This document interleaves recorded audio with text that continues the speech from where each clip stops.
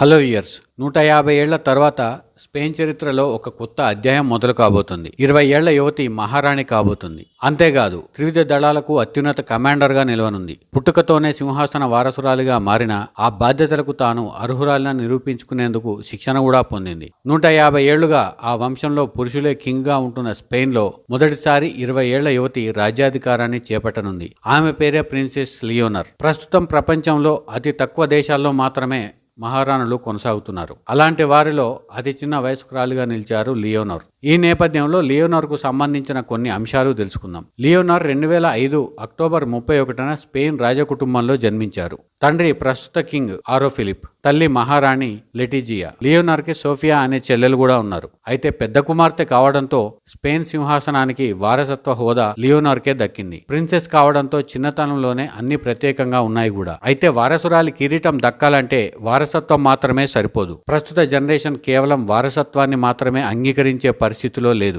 దేశాన్ని నడిపించే శక్తి కూడా కావాలి. ఆ శక్తి లేకపోతే ప్రశ్నించే తత్వం కూడా ప్రస్తుత జనరేషన్ లో ఉంది. ఆ విమర్శలు రాకుండా అందరూ ఆమోదించేలా చిన్నతనం నుంచే ట్రైనింగ్ మొదలుపెట్టారు లియోనోర్. 2014లో ఆమె తండ్రి ఆరో ఫిలిప్ స్పెయిన్ రాజుగా బాధ్యతలు చేపట్టినప్పుడు లియోనోర్ అధికారికంగా ప్రిన్సెస్ ఆఫ్ ఆస్టూరియస్ గా మారారు. అంటే స్పెయిన్ సింహాసనానికి అధికారిక వారసురాలు. అప్పటికి ఆమె వయసు కేవలం 8 ఏళ్లు మాత్రమే. ఒక చిన్నారి భుజాలపై ఓ దేశ భవిష్యత్ బాధ్యత పెట్టారు. అప్పటి నుంచే ఆమె జాతీయ వేడుకల్లో, అధికారిక కార్యక్రమాల్లో, ప్రజా సమావేశాల్లో, విదేశీ ప్రతినిధులతో జరిగే సమావేశాల్లో పాల్గొంటూ క్రమంగా ప్రజా జీవితానికి అలవాటు పడ్డారు. అయితే రాజకుటుంబంలో పుట్టడం మాత్రమే ఆ బాధ్యతలకు సరిపోదని ఆమె కుటుంబం భావించింది. అందుకే విద్యకు కూడా ప్రత్యేక ప్రాధాన్యం ఇచ్చారు. లియోనోర్ వేల్స్లోని UWC అట్లాంటిక్ కాలేజీలో ఇంటర్నేషనల్ బకాలారియట్ పూర్తి చేశారు. ప్రపంచంలో వివిధ దేశాల విద్యార్థులతో కలిసి చదవటం ద్వారా విభిన్న సంస్కృతులను, ఆలోచన విధానాలను అర్థం చేసుకునే అవకాశం ఆమెకు లభించింది. ఈ క్రమంలో ఆమె సాధారణ విద్యార్థిగానే నేర్చుకున్నారని కూడా చాలా మంది చెబుతారు.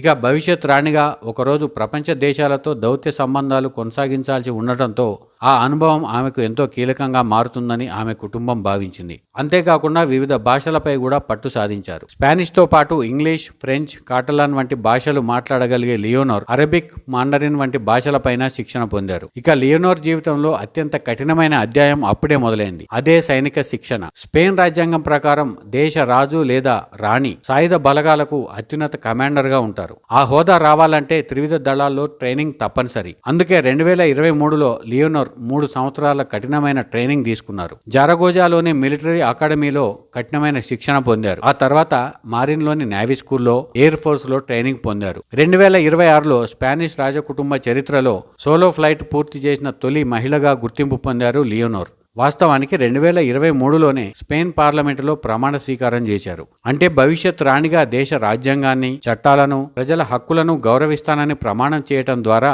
అధికారికంగా మహారాణి అయ్యేందుకు మార్గం సుగమం చేసుకున్నారు. అయితే ఈ కార్యక్రమం రాజకీయ వివాదాలకు దారితీసింది. కొన్ని వామపక్ష పార్టీలు, ప్రాంతీయ పార్టీల నేతలు ఆ కార్యక్రమాన్ని బహిష్కరించారు. అందుకు ప్రస్తుతం కూడా రాచరికపు విధానాలను అనుసరించడంపై ఉన్న వ్యతిరేకతే కారణం. అంతేకాకుండా మరో కారణం కూడా ఉంది. ఆమె తాత మాజీ రాజు జువాన్ కార్లోస్ పాత్ర ఇక్కడ కీలకం. ఆయన స్పెయిన్ చరిత్రలో అత్యంత కీలకమైన వ్యక్తుల్లో ఒకరు. 1975లో ఫ్రాంకో మరణం తర్వాత రాజుగా బాధ్యతలు చేపట్టిన ఆయన దేశాన్ని నియంతృత్వం నుంచి ప్రజాస్వామ్య మార్గంలోకి తీసుకురావడంలో కీలక పాత్ర పోషించారు. 1981లో జరిగిన సైనిక తిరుగుబాటు సమయంలో ప్రజాస్వామ్య వ్యవస్థకు మద్దతుగా నిలిచి ప్రజాస్వామ్యాన్ని పునరుద్ధరించారు. ఒకప్పుడు స్పెయిన్లో అత్యంత ప్రజాదరణ పొందిన నాయకుల్లో ఆయన ఒకరు. ఇదంతా ఒకవైపు అయితే, మరోవైపు జువాన్ కార్లోస్ వ్యక్తిగత జీవితం, ఆర్థిక వ్యవహారాలు వివాదాలకు దారితీశాయి. 2012లో స్పెయిన్లో తీవ్రమైన ఆర్థిక సంక్షోభం తలెత్తింది. ఆ సమయంలో రాజుగా ఉన్న జువాన్ కార్లోస్ బోట్స్వానాలో ఏనుగుల వేటకు వెళ్లాడు. ఆ పర్యటనలో ఆయన గాయపడడంతో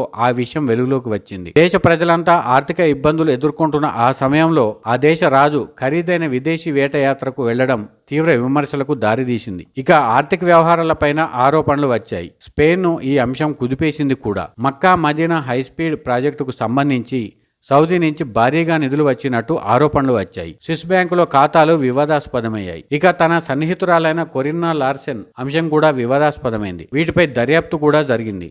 కోర్టులో మాత్రం నిరూపితం కాలేదు. ఈ విషయంలోనూ చాలా ఆరోపణలు వచ్చాయి. చివరికి స్విట్జర్లాండ్లోనూ ఎంక్వైరీ జరిగింది. సాక్ష్యాధారాలు లేవనే కారణం చూపుతూ కేసును మూసివేశారు. ఈ అంశాల్లో నేరం నిరూపితం కానప్పటికీ ఆ కేసులో నుంచి బయటపడినప్పటికీ విమర్శలు మాత్రం అలానే మిగిలాయి. ఈ పరిణామాల నేపథ్యంలో 2020లో జువాన్ కార్లోస్ స్పెయిన్ ను విడిచిపెట్టి యునైటెడ్ అరబ్ ఎమిరేట్స్ కు వెళ్లారు. అదే సమయంలో ఆయన కుమారుడు ప్రస్తుత రాజు ఆరో ఫిలిప్ తండ్రి ఆర్థిక వ్యవహారాల నుంచి దూరం జరిగారు. గతంలో రాజకుటుంబం నుంచి జువాన్ కార్లోస్ కు లభించే వార్షిక భత్యం కూడా నిలిపివేశారు. ఆ మొత్తం వ్యవహారం లియోనోర్ కు ప్రత్యక్షంగా సంబంధం లేకపోయినప్పటికీ ఆయన మనవరాలిగా ఉండటంతో కొన్ని విమర్శలు తప్పడం లేదు. ఇక లియోనోర్ మహారాణిగా ఎంపిక కావడం ఒక ఎత్తు అయితే ఆమె ముందు చాలా సవాళ్లున్నాయి. వారసత్వ నీడలో ఆమె ఉన్నప్పటికీ తనకంటూ ప్రత్యేక గుర్తింపు తెచ్చుకుంటేనే ఆ హోదాకు అప్రతిష్ట రాకుండా ఉంటుంది. ఇక లియోనోర్ ఎడ్యుకేషన్ విషయానికి వస్తే కార్లోస్ 3 యూనివర్సిటీలో పొలిటికల్ సైన్స్ పూర్తి చేశారు. వివిధ దేశాల్లో విద్యార్థులతో కలిసి చదివిన లియోనోర్ సమకాలీన రాజకీయ పరిస్థితులపై పూర్తి అవగాహనతో ఉన్నారు. ఇక లియోనోర్ ఎదుర్కొనే మరో సవాలు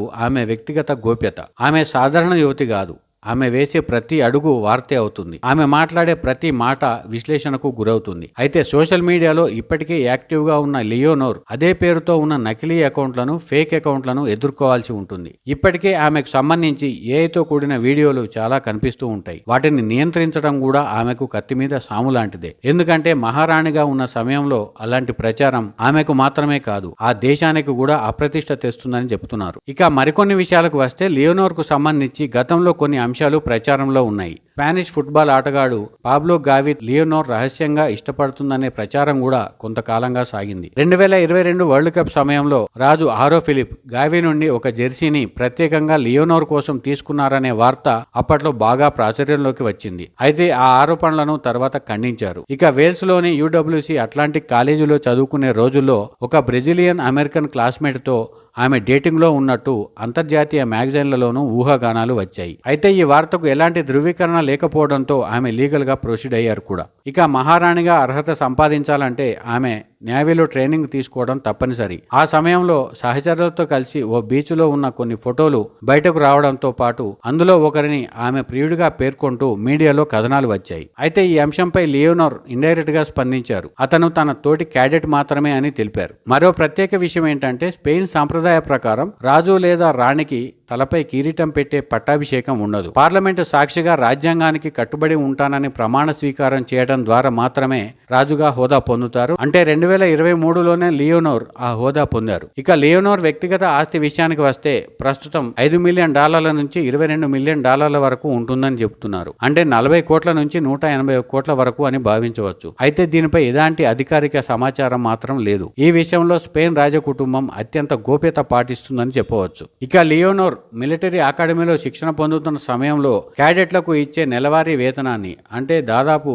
400 పౌండ్లను ఆమె నిరాకరించారు. అంతేకాకుండా తన కుటుంబానికి అప్రతిష్ట తెచ్చిన అంటే మాజీ రాజు జువాన్ కార్లోస్ హయాంలో జరిగిన లావాదేవీలకు సంబంధించి 551 కోట్ల రూపాయల విదేశీ వారసత్వ సంపదను నిరాకరిస్తూ 2020లోనే నిర్ణయం తీసుకున్నారు లియోనోర్. ఈ నిబంధనల ప్రకారం ఆ సంపదపై పూర్తి హక్కులను వదులుకున్నారని చెప్పవచ్చు. ఇక లియోనోర్ రాజకుటుంబ నిర్వహణ కోసం స్పెయిన్ ప్రభుత్వం ఏటా దాదాపు 75 కోట్ల రూపాయల బడ్జెట్ను కేటాయిస్తుంది. ఆమె తన పర్యటనలను గాని తన అధికారిక నివాస నిర్వహణకు గాని ఆ బడ్జెట్లో నుంచి మాత్రమే ఖర్చు చేయాల్సి ఉంటుంది. ఇలా ప్రతి అంశంలోనూ 8 ఏళ్ల వయసు నుంచే ఒక్కో అడుగు వేసుకుంటూ మహారాణి హోదాను దక్కించుకున్నారు లియోనోర్. మొత్తం మీద రెండో ఇసాబెల్లా తర్వాత 150 ఏళ్ల తర్వాత ఓ మహిళ స్పెయిన్ రాణిగా నిలుస్తున్నారు. మరి లియోనోర్ ఆ హోదాలో ఉండి ఎలాంటి నిర్ణయాలు తీసుకుంటారో చూడాలి.